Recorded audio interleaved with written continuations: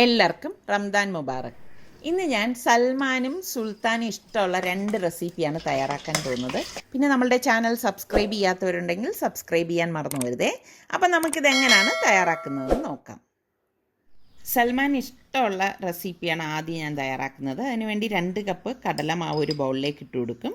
അതുപോലെ തന്നെ 1 table spoon ginger garlic paste, 1 teaspoon മഞ്ഞൾപ്പൊടി, 1 ടീസ്പൂൺ ഗരം മസാലപ്പൊടി, 1 ടീസ്പൂൺ കാശ്മീരി ചില്ലി പൗഡർ, പിന്നെ 1/4 ടീസ്പൂൺ ബേക്കിംഗ് സോഡയും പാകത്തിനുള്ള ഉപ്പും കൂടി ഇട്ട് ഇതുപോലെ ഒന്ന് മിക്സ് ചെയ്തെടുക്കും. എല്ലായിടത്തും നന്നായിട്ട് മിക്സ് ചെയ്ത ശേഷം ഞാനിവിടെ 1 കപ്പ് വെള്ളം എടുത്തിട്ടുണ്ട്. പച്ചവെള്ളമാണ് ഞാനിവിടെ എടുത്തിരിക്കുന്നത്. ഈ വെള്ളം ഫുള്ളായിട്ട് ഇതുപോലെ ഒഴിച്ചിട്ട് ഒരു പേസ്റ്റ് പോലെ ഇതൊന്ന് കലക്കിയെടുക്കണം. അപ്പോൾ ഒട്ടും കട്ട ഉണ്ടാവാൻ പാടില്ല കേട്ടോ. മറ്റൊരു ബൗൾ എടുത്തിട്ട് ഞാനിവിടെ 3 കപ്പോളം നല്ല കട്ടിയുള്ള തൈരാണ് എടുത്തിരിക്കുന്നത്. എന്നിട്ട് ഇതുപോലെ ഒരു വിസ്ക് കൊണ്ട് നന്നായിട്ടൊന്ന് മിക്സ് ചെയ്ത് കൊടുക്കും. മിക്സ് ചെയ്ത ശേഷം കട്ടയൊക്കെ ഉടച്ച ശേഷമാണ് നമ്മളിതിലേക്ക് 1 കപ്പ് വെള്ളം ഞാൻ ഫുള്ളായിട്ട് ഇതിലേക്ക് ഒഴിച്ചിട്ട് ഇതുപോലെ ഒന്ന് ഇളക്കി കൊടുക്കും. പിന്നെ ഞാനിവിടെ ഒരു പച്ചമുളക് എടുത്തിട്ടുണ്ട്. അത് ഇതുപോലെ ചെറുതായിട്ടൊന്ന് കട്ട് ചെയ്തിട്ട് കൊടുക്കും. ഞാൻ ചെറിയൊരു പച്ചമുളകാണ് എടുത്തിരിക്കുന്നത് കേട്ടോ. പിന്നെ 1/4 കപ്പോളം മല്ലിയില ചെറുതായിട്ട് അരിഞ്ഞതും കൂടി ഇതിലേക്ക് ഇട്ട് കൊടുക്കും. എന്നിട്ട് ഇതൊന്ന് ഇളക്കി കൊടുക്കണം. ഇതുപോലെ ഒന്ന് ഇളക്കി കൊടുത്ത ശേഷം ഇതിലേക്ക് ഞാൻ പാകത്തിനുള്ള ഉപ്പിട്ട് കൊടുക്കണം. ഉപ്പിടുമ്പോൾ പ്രത്യേകം ശ്രദ്ധിക്കണം, കൂടിപ്പോരുത് കേട്ടോ. എന്നിട്ട് നന്നായിട്ടൊന്ന് ഇളക്കി മിക്സ് ചെയ്ത ശേഷം എനിക്കിതൊരു കട്ടി പോലെ തോന്നി. അതുകൊണ്ട് ഞാൻ ഇവിടെ 1/2 കപ്പ് വെള്ളം കൂടി ഇതിലേക്ക് ഒഴിച്ച് ഒന്ന് ലൂസാക്കുകയാണ്. കണ്ടോ, കറക്റ്റ് പരുവാണിപ്പം. അപ്പോൾ ഈ ഒരു പരുവത്തിൽ വേണം നമ്മളിത് റെഡിയാക്കി എടുക്കാൻ. അപ്പോൾ ഇതിലേക്ക് ഒരു ചട്നി തയ്യാറാക്കാൻ വേണ്ടി ഞാൻ ഇവിടെ കുറച്ച് പുതിനയില, ഒരു ചെറിയ പച്ചമുളക്, കുറച്ച് മല്ലിയില, 3 കുരുകളഞ്ഞ ഡേറ്റ്സും എടുത്തിട്ടുണ്ട്. ഡേറ്റ്സിൻ്റെ അളവ് കൂടണ്ട. എന്നിട്ട് നമുക്കിതൊരു മിക്സിയുടെ ചെറിയ ജാറിലേക്ക് ഇട്ടിട്ട് ഒന്ന് അടിച്ചെടുക്കണം. വേണമെങ്കിൽ 1 ടേബിൾ സ്പൂൺ വെള്ളം കൂടി ചേർത്ത് കൊടുക്കാം കേട്ടോ. അപ്പോൾ നമ്മളുടെ മാവ് ഇവിടെ പരുവത്തിനായിട്ടുണ്ട്. അപ്പോൾ ഇതാണ് അതിൻ്റെ ഒരു പരുവം. അപ്പോൾ എണ്ണ ചൂടാകുമ്പോഴേക്ക് ഇതുപോലെ ഓരോ ചെറിയ സ്പൂണ് മാവ് നമുക്കിതിലേക്ക് കോരി ഒഴിച്ചു കൊടുക്കണം. അപ്പോൾ ഇത് ഷേപ്പ്ലെസ് ആയിട്ടൊക്കെ വരും, അതൊന്നും പ്രശ്നമല്ല കേട്ടോ. എന്നിട്ട് ഇതുപോലെ തിരിച്ചും മറിച്ചും ഇട്ട് നമ്മളിത് ഫ്രൈ ചെയ്തെടുക്കും. അപ്പം ചെറിയ ചെറിയ ഇതുപോലെ ബോൾസാക്കി മാത്രമേ ഇടാവൂ, എങ്കിലേ ഇതിൻ്റെ ഉൾഭാഗം വേഗത്തുള്ളൂ കേട്ടോ. അതുകൊണ്ടാണ് മാവ് ഒരുപാട് കട്ടിയാവരുതെന്ന് പറയുന്നത്. ഒരുപാട് ലൂസായി പോവുകയും ചെയ്യരുത്. അപ്പോൾ ഫ്രൈ ആയത് ഞാൻ ഇതുപോലെ ഒരു ഗ്ലാസ് കണ്ടെയ്നറിലേക്ക് മാറ്റുവാണ്. അപ്പോൾ ബാക്കിയിരിക്കുന്ന മാവ് നമുക്കിതുപോലെ തന്നെ എണ്ണയിലേക്ക് കോരി ഒഴിച്ച് ഫ്രൈ ചെയ്തെടുക്കാം. തീ കൂട്ടി വെച്ച് കരിക്കരുത് കേട്ടോ. മീഡിയം ഫ്ലെയിമിൽ വെച്ച് വേണം ഫ്രൈ ചെയ്തെടുക്കാനുള്ളത്. അപ്പോൾ നമ്മൾ ഈ ഫ്രൈ ചെയ്ത് ഈ കണ്ടെയ്നറിലാക്കിയതിലേക്ക് ഞാൻ തിളച്ച വെള്ളം ഒഴിച്ചു കൊടുക്കുകയാണ്. എന്നിട്ട് ഇതുപോലെ ഒന്ന് പിഴിഞ്ഞെടുക്കും. അപ്പോൾ നല്ല സോഫ്റ്റ് ആയിരിക്കും. അതിനാണ് നമ്മളിതിലേക്ക് തിളച്ച വെള്ളം ഒഴിച്ചു കൊടുക്കുന്നത്. അപ്പോൾ ഈ പിഴിഞ്ഞെടുത്ത ഈ ഓരോ വടയും ഞാൻ സെർവ് ചെയ്യാൻ വേണ്ടി വലിയൊരു ബൗൾ എടുത്തിട്ടുണ്ട്, അതിലേക്ക് മാറ്റുവാണ്. അപ്പോൾ ബാക്കിയിരിക്കുന്നത് ഞാൻ ഒരു സൈഡിൽ ഇതുപോലെ ഫ്രൈ ചെയ്തുകൊണ്ടിരിക്കുകയാണ്. അപ്പോൾ അതും നമ്മൾ ഇതുപോലെ ചൂട് വെള്ളത്തിലേക്ക് ഇട്ടിട്ട് ഒന്ന് പിഴിഞ്ഞെടുത്ത് ഈ കണ്ടെയ്നറിലേക്ക് ലെവൽ ചെയ്ത് വെക്കും. അപ്പോൾ ഇതെല്ലാം ഇവിടെ ഞാൻ റെഡിയാക്കി എടുത്തിട്ടുണ്ട്. ഇനി ഇതിലേക്ക് ഞാനിവിടെ കടല വേവിച്ചത്, വെള്ളക്കടല ഞാൻ വേവിച്ച് വെച്ചിട്ടുണ്ടായിരുന്നു. ആ കടല ഏകദേശം 2 കപ്പോളം ഞാനിവിടെ ഇതിലേക്ക് ഇട്ട് കൊടുക്കുകയാണ് കേട്ടോ. അപ്പോൾ ഇതുപോലെ അങ്ങ് ഇട്ട് കൊടുക്കണം. ഇട്ട് കൊടുത്ത ശേഷം നമ്മൾ ഈ റെഡിയാക്കി വെച്ചിരിക്കുന്ന ഈ ഒരു മോരിൻ്റെ കൂട്ടുണ്ടല്ലോ, അത് ഇതിലേക്ക് ഇതുപോലെ പുറത്തുകൂടി അങ്ങ് ഒഴിച്ചു കൊടുക്കാം. ഫുള്ളാക്കി അങ്ങ് ഒഴിച്ചു കൊടുക്കണം. അപ്പോൾ ഇത് കറക്റ്റ് പരുവാണ് കേട്ടോ. തൈര് എടുക്കുമ്പോൾ ഒരുപാട് പുളിപ്പുള്ള തൈര് എടുക്കരുത് കേട്ടോ, അത് പ്രത്യേകം ഒന്ന് ശ്രദ്ധിച്ചേക്കണം. അപ്പോൾ ഞാൻ ഇത് ഫുള്ളായിട്ട് ഇതിലേക്ക് ഒഴിച്ചിട്ടുണ്ട്. ഇപ്പോൾ നമ്മൾ തയ്യാറാക്കി ഈ ചട്നി ഉണ്ടല്ലോ, അത് ഞാൻ അവിടെ ഇതുപോലെ അങ്ങ് ഇട്ട് കൊടുക്കും. ആ കഴിക്കുന്ന സമയത്ത് നമ്മളിത് ഇളക്കിയിട്ടാണ് കഴിക്കുന്നത്. അപ്പോഴാണ് അതിൻ്റെ ആ ഒരു ടേസ്റ്റ് വരുന്നത് കേട്ടോ. ഇതിപ്പോൾ എനിക്ക് ഫോട്ടോയ്ക്ക് വേണം എന്നുള്ളത് കൊണ്ട് ഞാനിപ്പോൾ ഇത് ഇളക്കുന്നില്ല. അപ്പം ഞാനിത് തണുക്കാനായിട്ട് ഫ്രിഡ്ജിലേക്ക് മാറ്റുവാണ്. അടുത്ത ഞാൻ സുൽത്താന് ഇഷ്ടമുള്ള റെസിപ്പിയാണ് തയ്യാറാക്കാൻ പോകുന്നത്. അതിന് വേണ്ടിയിട്ട് തേങ്ങ, പച്ചമുളക്, വെളുത്തുള്ളി, കുറച്ച് പുതിനയില, മല്ലിയില ഇത്ര എടുത്തിട്ടുണ്ട്. ഇതൊക്കെ നമ്മളുടെ ആവശ്യത്തിനനുസരിച്ച് എടുത്താൽ മതി കേട്ടോ. എന്നിട്ട് മിക്സിയുടെ ഒരു ജാറിലേക്ക് ഇട്ടിട്ട് നമ്മളിതൊന്ന് അരച്ചെടുക്കും.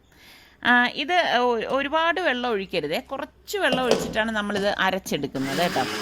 നമ്മളൊരു ഒരു ചമ്മന്തിയുടെ ആ ഒരു പരുവത്തിലാണ് ഇത് റെഡിയാക്കി എടുക്കുന്നത്. കണ്ടോ, ദേ നമ്മളുടെ മല്ലിയില ചട്നി ഇവിടെ റെഡി ആയിട്ടുണ്ട്. അപ്പോൾ ഞാനതൊരു ബൗളിലേക്ക് മാറ്റുവാണ്. പിന്നെ നമ്മൾക്ക് വേണ്ടത് സവാളയാണ്. ഒരു മീഡിയം സൈസ് സവാള വളരെ ചെറുതായിട്ട് അരിഞ്ഞെടുക്കണം, ദേ ഇതുപോലെ. അപ്പം എത്രത്തോളം ചെറുതായിട്ട് അരിയാൻ പറ്റുമോ അത്രത്തോളം നല്ലതാണ്. പിന്നെ നമുക്ക് വേണ്ടത് കുറച്ച് മല്ലിയിലയാണ്. മല്ലിയിലയും നമുക്ക് ഇതുപോലെ തന്നെ അരിഞ്ഞെടുക്കാം. അപ്പോൾ നമുക്ക് ഈ അരിഞ്ഞെടുത്ത മല്ലിയില ഞാൻ ഈ സവാളയുടെ ബൗളിലേക്ക് ഇട്ടിട്ടുണ്ട്. പിന്നെ ഒരു പുഴുങ്ങിയ പൊട്ടറ്റോ ഞാനിവിടെ എടുത്തിട്ടുണ്ട്. അത് ഈ സവാള ഇരിക്കുന്ന ബൗളിലേക്ക് ഒന്ന് ഗ്രേറ്റ് ചെയ്ത് ഇട്ട് കൊടുക്കുകയാണ്. അപ്പോൾ ഗ്രേറ്റ് ചെയ്തിട്ടിട്ട് നന്നായിട്ട് എല്ലാം കൂട്ടിയിട്ടൊന്ന് മിക്സ് ചെയ്ത് കൊടുക്കും. അപ്പോൾ ഈ മിക്സിങ് കറക്റ്റായിട്ട് എളുപ്പത്തിന് വരാൻ വേണ്ടിയിട്ടാണ് നമ്മൾ പുഴുങ്ങിയ പൊട്ടറ്റോ ഇതുപോലെ ഗ്രേറ്റ് ചെയ്ത് ഇടുന്നത് കേട്ടോ. അപ്പോൾ ഞാനിവിടെ മിക്സ് ചെയ്ത ശേഷം ഇതിലേക്ക് ഞാൻ 1 ടീസ്പൂൺ മഞ്ഞൾപ്പൊടി, 1 ടീസ്പൂൺ ഗരം മസാലപ്പൊടി, 1 ടീസ്പൂൺ കുരുമുളക് പൊടി, പാകത്തിനുള്ള ഉപ്പ്, ഇത്രയും ചേർത്തിട്ട് ഒന്നും കൂടി ഇത് ഇളക്കി മിക്സ് ചെയ്തെടുക്കും. അപ്പോൾ നമ്മളുടെ ഫില്ലിങ്ങിനുള്ള കൂട്ട് ഇവിടെ റെഡി ആയിട്ടുണ്ട്. പിന്നെ നമുക്ക് വേണ്ടത് ബ്രെഡാണ് കേട്ടോ.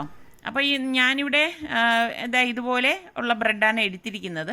നമുക്ക് എത്രയാണോ വേണ്ടത് അതിനനുസരിച്ച് എടുത്താൽ മതി. എന്നിട്ട് ഈ ബ്രെഡിൻ്റെ അരികുണ്ടല്ലോ, അരിക് നമ്മളൊന്ന് കട്ട് ചെയ്തെടുക്കണം. അപ്പോൾ നമ്മുടെ നാട്ടിലെ ബ്രെഡ് ആയതുകൊണ്ട് തന്നെ അരികൊക്കെ കട്ട് ചെയ്തെടുക്കാൻ വളരെ ബുദ്ധിമുട്ടാണ് കേട്ടോ. കാരണം ഭയങ്കരമായിട്ട് അങ്ങ് പൊടിഞ്ഞു പോവും. സാൻഡ്വിച്ച് ബ്രെഡ് ആണെങ്കിൽ നമുക്ക് എളുപ്പമാണ് കേട്ടോ. പക്ഷേ എൻ്റെ കയ്യിൽ അതില്ലാത്തത് കൊണ്ട് ഇപ്പം ഞാൻ ഈ ഒരു ബ്രെഡേ എടുക്കുന്നുള്ളൂ. അപ്പോൾ ഞാൻ അരിക് കട്ട് ചെയ്തത് കളയരുത് കേട്ടോ. അത് നമുക്ക് ബ്രെഡ് ക്രംസ് ഒക്കെ ഉണ്ടാക്കാനായിട്ട് ഉപയോഗിക്കാം. ഇപ്പം ഞാൻ ഇതിലേക്ക് വേണ്ടിയിട്ട് പാസ്ത സോസാണ് എടുത്തിരിക്കുന്നത്. അപ്പോൾ നിങ്ങളുടെ കയ്യിൽ പാസ്ത സോസ് ഇല്ലെങ്കിൽ ടൊമാറ്റോ സോസ് വേണമെങ്കിലും ഉപയോഗിക്കാം. എന്നിട്ട് ഈ ഒരു സ്ലൈസ് ബ്രെഡിൻ്റെ പുറത്തേക്ക് നമുക്ക് ഇതുപോലെ പാസ്ത സോസ് തേച്ച് കൊടുക്കണം. അടുത്ത സ്ലൈസിലേക്ക് നമ്മൾ തയ്യാറാക്കി വെച്ചിരിക്കുന്ന ആ കൊറിയൻഡർ ചട്നി ഉണ്ടല്ലോ, അത് ഇതുപോലെ ഒന്ന് തേച്ച് കൊടുക്കാം. അപ്പോൾ നമുക്ക് എത്രയാണോ വേണ്ടത് അതിനനുസരിച്ച് നമുക്കിതിലേക്ക് നല്ലോണം ഫില്ല് ചെയ്ത് വെച്ച് കൊടുക്കാം കേട്ടോ. പിന്നെ നമ്മളുടെ ഈ പൊട്ടറ്റോയുടെ മിക്സിംഗ് ഉണ്ടല്ലോ, അത് മറ്റൊരു ബ്രെഡിൻ്റെ പുറത്തേക്ക് ഇതുപോലെ വെച്ച് കൊടുക്കണം. എളുപ്പമാണ് കേട്ടോ ഇത് ഉണ്ടാക്കിയെടുക്കാൻ. കുട്ടികൾക്കൊക്കെ ആണെങ്കിൽ ഭയങ്കര ഇഷ്ടപ്പെടും. അപ്പം ട്രൈ ചെയ്യാത്തവർ നിങ്ങൾ ഈ ഒരു രീതിയിലൊന്ന് ട്രൈ ചെയ്ത് നോക്കണം കേട്ടോ. എന്നിട്ട് ഇതേ നമ്മൾ ടൊമാറ്റോ പേസ്റ്റ് ആയത് ബ്രെഡ് കമഴ്ത്തി, അതായത് ഈ മസാലയുടെ പുറത്ത് വരത്തക്ക രീതിയിൽ ഒന്ന് വെച്ച് കൊടുക്കണം ഇതുപോലെ. എന്നിട്ട് അതിന് മീതെ നമ്മൾ ഈ പൊട്ടറ്റോയുടെ മിക്സിംഗ് ഉണ്ടല്ലോ ഇതുപോലെ വെച്ച് കൊടുക്കും. അപ്പോൾ ഈ ഫില്ലിങ് എല്ലായിടത്തും വരത്തക്ക രീതിയിൽ നമ്മൾ കൈകൊണ്ട് ഒന്ന് ഒതുക്കി ഇതുപോലെ ഒന്ന് വെച്ച് കൊടുക്കണം കേട്ടോ.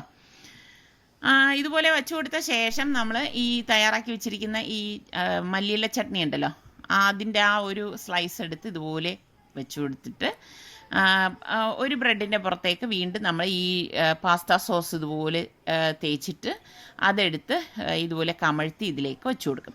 അപ്പോൾ ഇതൊക്കെ നമ്മളുടെ ഇഷ്ടത്തിനനുസരിച്ച് എങ്ങനെയാണെന്ന് വെച്ചാൽ നമുക്ക് ഇത് ലെവൽ ചെയ്ത് അറേഞ്ച് ചെയ്യാവുന്നതാണ് കേട്ടോ.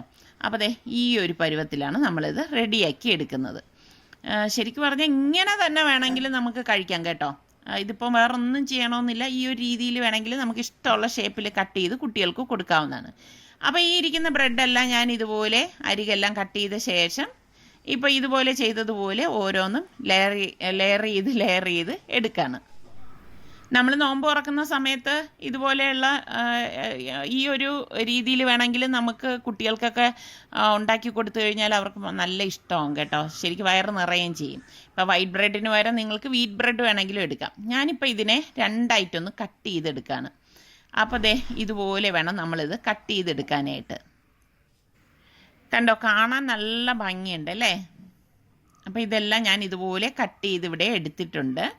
ശരിക്കും ഈ ഒരു പീസ് കഴിക്കുമ്പോൾ തന്നെ വയറ് നിറയും. അപ്പോൾ ഞാൻ മറ്റൊരു ബൗളിലേക്ക് കുറച്ച് കടലമാവും, 1 ടീസ്പൂൺ മഞ്ഞൾപ്പൊടി, 1 ടീസ്പൂണ് ഒറിഗാനോ, കുറച്ച് ഗരം മസാല, പാകത്തിനുള്ള ഉപ്പ്, ഇത്രയും ഇട്ടിട്ട് കുറച്ച് വെള്ളം ഒഴിച്ച് ഇതൊന്ന് കലക്കിയെടുക്കും. ഇതാ ഈ ഒരു പരുവത്തിൽ, ഒരുപാട് കട്ടി കൂടരുതേ. കലക്കുമ്പോഴേക്ക് ഇത്രയും ഇതിൻ്റെ ആവശ്യമേ ഉള്ളൂ. എന്നിട്ട് ഒരു പാനിലേക്ക് നമുക്ക് ഇത് ഫ്രൈ ചെയ്തെടുക്കാൻ പാകത്തിനുള്ള ഓയിൽ ഒഴിച്ചിട്ടുണ്ട്. ഓയിൽ ചൂടാകുമ്പോഴേക്ക് നമ്മൾ ഇതുപോലെ ഓരോ പീസും എടുത്ത് ഇതുപോലെ ഈ കടലമാവിലേക്ക് മുക്കിയെടുക്കണം. അപ്പോൾ ഈ 4 സൈഡും ഇതുപോലെ ഒന്ന് തിരിച്ചും മറിച്ചും മുക്കിയെടുത്താൽ മതി കേട്ടോ. അതായത് ഫില്ലിങ് പുറത്തേക്ക് ചാടാതിരിക്കാനാണ് അങ്ങനെ ചെയ്യണത്. എന്നിട്ട് എണ്ണ ചൂടാകുമ്പോഴേക്ക് നമുക്കിത് എണ്ണയിലേക്ക് ഇട്ടിട്ട് തിരിച്ചും മറിച്ചും എടുത്ത് ഫ്രൈ ചെയ്തെടുക്കുക. ഇതിപ്പോൾ ഞാൻ എൻ്റെ ചട്ടിയുടെ വലിപ്പം അനുസരിച്ച് ഞാൻ ഓരോന്നിട്ടിട്ടേ ഫ്രൈ ചെയ്തെടുക്കുന്നുള്ളൂ കേട്ടോ. കാരണം 2 എണ്ണം ഒരുമിച്ചിടുമ്പോൾ ചിലപ്പോൾ ഒട്ടിപ്പിടിക്കാൻ സാധ്യതയുണ്ട്. അതുകൊണ്ട് ഞാൻ ഇതുപോലെ ഓരോന്നിട്ടിട്ട് റെഡിയാക്കി എടുക്കും. ഇത് പെട്ടെന്ന് റെഡിയായി കിട്ടും കേട്ടോ. കാരണം ബ്രെഡല്ലേ സംഭവം, അപ്പോൾ പെട്ടെന്ന് തന്നെ ഇത് ഫ്രൈ ആയി വരും. അപ്പോൾ ഫ്ലെയിം ഒന്ന് കുറച്ച് വെച്ചിട്ട് വേണം ഫ്രൈ ചെയ്തെടുക്കാൻ. കണ്ടോ, നമ്മളുടെ ബ്രെഡ് പക്കോടയും ഇവിടെ റെഡി ആയിട്ടുണ്ട്. ശരിക്കും നോമ്പൊക്കെ ആകുമ്പോഴാണ് പിള്ളേർക്ക് ഇങ്ങനെയുള്ള ആഗ്രഹങ്ങളൊക്കെ വരുന്നത് കേട്ടോ. അവർ പറയും ആ നോമ്പ് തുറക്കാറാകുമ്പോഴേക്കും ഉമ്മ ഇതുണ്ടാക്ക് അതുണ്ടാക്ക് എന്നൊക്കെ. അപ്പം ഞാൻ വഴക്ക് പറയും, നോമ്പ് എന്ന് പറയുന്നത് നമ്മൾ കഴിക്കാൻ വേണ്ടിയിട്ട് പിടിക്കണതൊന്നല്ല, നമ്മൾ വിശപ്പറിയാൻ വേണ്ടിയിട്ടാണ് നോമ്പ് പിടിക്കുന്നതെന്നൊക്കെ ഞാൻ പറയാറുണ്ട്. പിന്നെ പിള്ളേരല്ലേ, അവർക്ക് അത്രത്തോളം ആ ഒരു എന്ത് പറയാൻ ആ ഒരു സീരിയസ്നെസ് ഒന്നും ആയിട്ടില്ല, അതുകൊണ്ടാണ്. അപ്പം ഞാൻ ഇതെല്ലാം ഫ്രൈ ചെയ്തെടുക്കുകയാണ്. അപ്പോൾ നമ്മളുടെ ബ്രെഡ് പക്കോടയും ഇവിടെ റെഡി ആയിട്ടുണ്ട്. അപ്പോൾ ഞാൻ ഇതൊന്ന് കട്ട് ചെയ്ത് കാണിച്ചു തരാം കേട്ടോ.